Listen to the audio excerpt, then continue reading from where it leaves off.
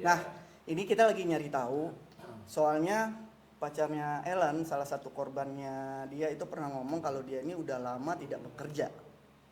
Kita lagi nyari tahu nih, apakah benar? Kalau seandainya terus kita sempat ngomong boleh nggak aku ngomong? Dia pernah waktu itu alasannya dia dibilangnya dibegal apa, terus akhirnya ternyata korban lain juga pernah ngomong kayak gitu. Jadi waktu itu manifestasi nguter beli handphone, terus dia bilangnya handphonenya diambil begal atau diambil Gojek lah gitu. Loh kok sama alasannya sama gua? Sampai kalau alasannya sama aku dia dibegal, akhirnya nggak bisa muterin handphone. Jadi selama si kepiting dan kerapu ini jalan, dia tetap mengusahakan gimana supaya counter itu jalan dan muterin uang di HP. Dan itu banyak alasannya. Ini tetap chatnya masih ada. Aku simpan semua chatnya. Aku nggak berani ngomong kalau nggak ada bukti. Dan dia juga merasa diintimidasi ini bang, ngomong bahwa Bang Ido katanya bikin DM itu sampai mengancam gue bakal bikin atau cetak foto anaknya di sekolah anaknya, dan dia mengatakan bahwa dia udah dapat nomor anaknya Bang Ido nih di ngomong. Nah, itu kan statement dia. Dan kalau dia bisa membuktikan aku nge DM anaknya atau ini intimidasi keluarganya, aku siap aku siap dengan apa yang akan tapi ini yang aku ingin omong sama Mas Dedi, ini Mas dia ngomong sesuatu yang nggak ada. Maksudnya ini apakah pencemaran nama baik atau fitnah atau apa ini? Oke, gini rekan-rekan media, terima kasih.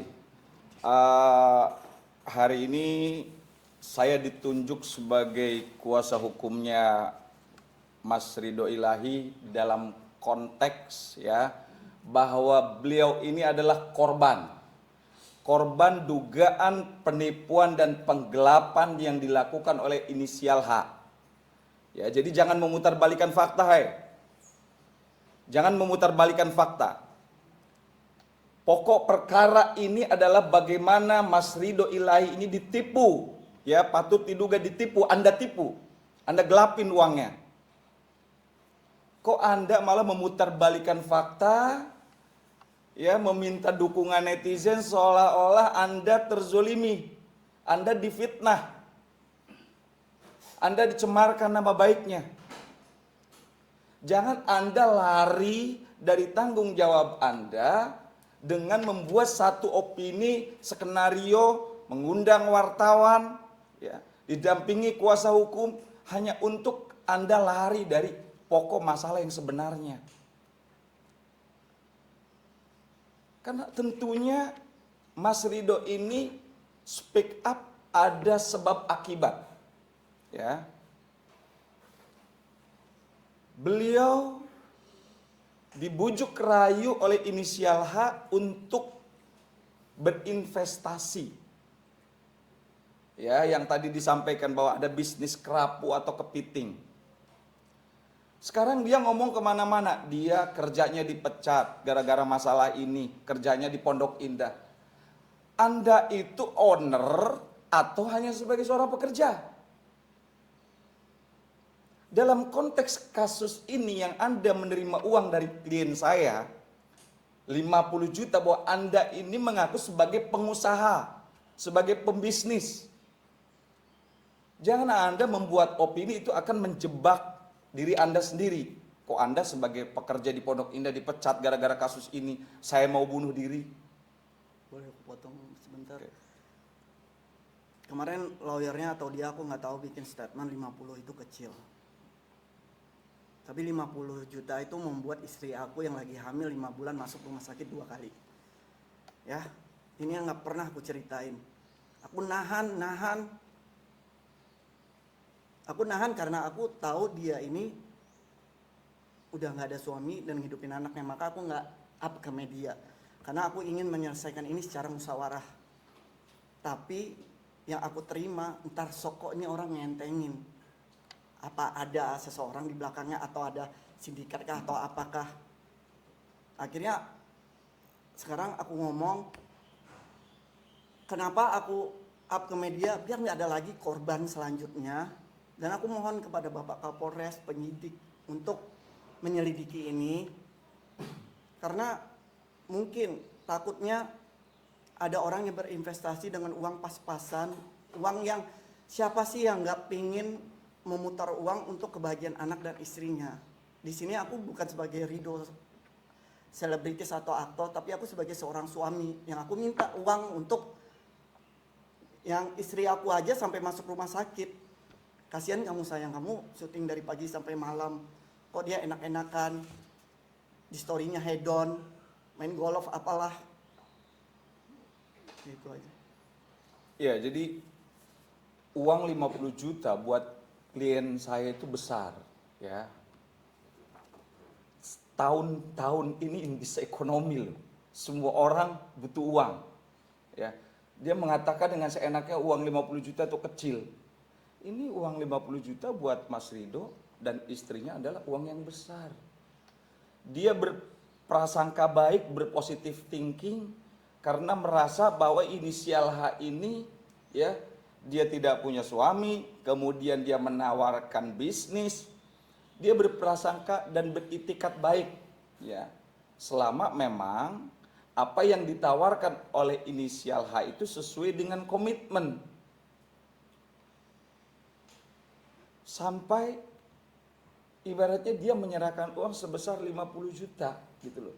50 juta itu besar, bukan kecil gitu loh. Dan kalau Mas Rido memang dari awal dia mau speak up di media, dia sudah lama mau speak up di media, tapi dia nahan. Dia nggak mau, dia berusaha, barangkali si inisial H ini masih ada itikat baik untuk menyelesaikan, mengembalikan modal ini secara kekeluargaan.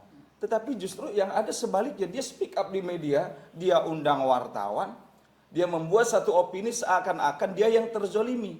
Makanya kita tidak usah melebar ya.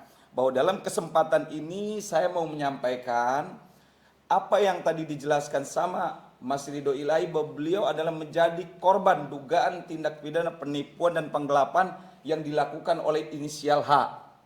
Ya. Yang terjadi adalah di wilayah Cibubur, wilayah Polres Bogor Kabupaten. Dan kita sudah membuat laporan ya. Kita sudah membuat laporan tertanggal 18 Juli 2026. Sudah kita laporkan. Nanti alamatnya itu semua di blur. Ya. Bang. Oke, ini kita sudah membuat laporan. Laporan ini adalah bentuk tanggung jawab daripada seorang Mas Rido Ilahi. Dia tahu dan taat hukum, maka dia mengambil keputusan untuk membuat laporan di kepolisian gitu ya. Jadi apa yang disampaikan sama lawyernya bahwa dia main hakim sendiri, dia tidak main hakim sendiri. Justru inilah ya bentuk bahwa Mas Rido Ilahi tunduk dan patuh sama hukum.